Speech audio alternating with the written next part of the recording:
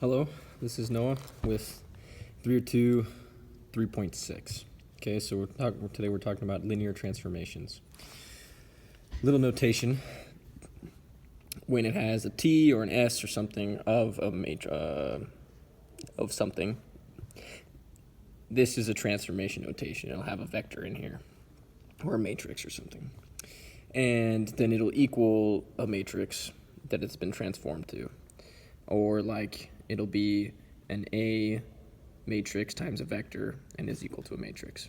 All this is saying is that it's a linear transformation. And what this is, it's like a function. It says the function of this linear transformation is of this, and you plug it into there. And we'll see good examples of this. So, the definition of a linear transformation is as follows. T of u vector plus v vector is equal to t of u plus t of v. And again, these are like functions. So think of it as just plugging in the v vector into the like the x and y variables. And then we have t of a scalar multiplied by a vector is equal to a scalar multiplied by the evaluation beforehand. So again, treat it like a function. This definition comes in handy when you need to prove that something is a linear transformation, and I'm sure we'll be asked to do that. So to check if they're linear transformations, first you want to use the general vector and then plug in the qualities, and I'll show you an example of that. You could use a general scalar, so you see a scalar if you have a value like up here, and you can see if it's the same as if you plug in the scalar, if it's the same as if you just multiply the scalar multiplied by the matrix afterwards. Remember that this function is going to equal a matrix afterwards. And so remember that. So a good example is they gave us t of x and y, and it's equal to this matrix x, 2x minus y, 3x plus 4y. So the question is this function, is this a linear transformation? And so to do that, first we can do multiply by the zero vector. And so we see that when we plug in 0 or multiply by the 0 vector, this does go to 0. So that checks out. So we know there that that doesn't confirm that it is a linear transformation, but that does confirm that it is possibly a linear combination. Not combination, transformation. So first let's use this definition of t is, and then u vector plus v vector. That's a u. There you go. So what you do is I'm going to put this in, and these are just general vectors, so I'm going to call u vector is x1 and y1. V vector I'm going to call x2 and y2.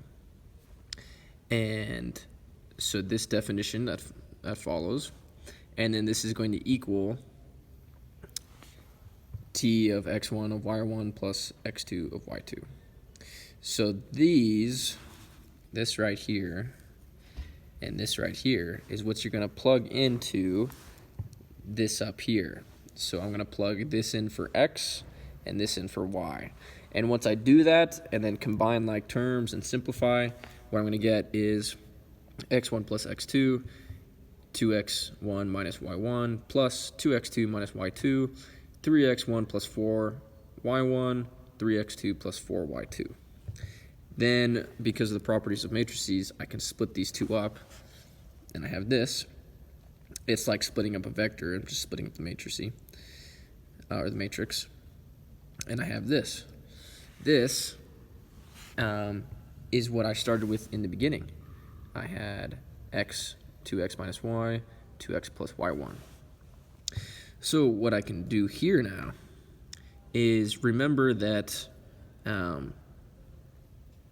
this was plugging in x1, and so I can take that out, so t of x1, and then it's also plugging in y1, so I can take that out, t of y1, so I have t of x1 and t of y1, and then I add the same thing, t of x2, t of y2, because that's just what I plugged in the beginning. And since plugging those in here and then plugging in those to my original matrix gave me t of a vector, my x1 plus y1 vector, plus the t of another vector, x2 plus y2 vector. This part checks out. And so it's confirmed this is a linear transformation. Okay, moving on. Linear transformations can also look like linear combinations. So, and we see this before, so t of all these scalars next to these vectors can be written as the scalars times all of these linear transformations. And so it's almost like a linear combination. This comes in handy when you want to find the transforming matrix. In other words, you want to find A. So if you're given X and you're given the answer, so the question is, how do you find A? So a simple way to do that example is if I have T of X over Y is equal to this matrix.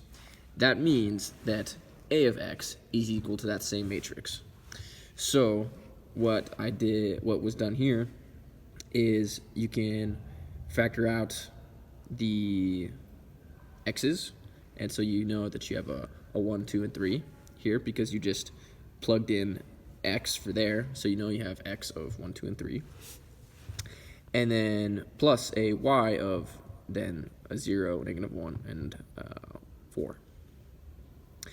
This comes to be true because it's almost like you multiplied this matrix by this matrix, or more like, scratch that, it's more like you multiplied a matrix x and y by this matrix as if it was the same one. And that would have been if, say, if your A matrix was x and y, and you multiplied it by the 1, 2, and 3, and then again x and y, and the 0, -1, and -1. I don't even know if that's possible, actually. That's a 2 by 1 and a 3 by 1. It'd have to be the other way around. Scratch that again. But this makes sense because AB is equal to BA, and so it's like you're multiplying this vector by these.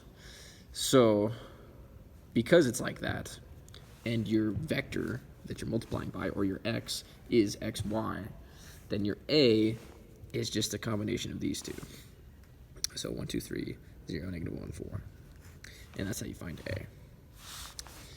You can also find reflections and radial transformations. So if they give you a graph, then you can find the linear transformation that it got to there, or find out if it is even a radial transformation.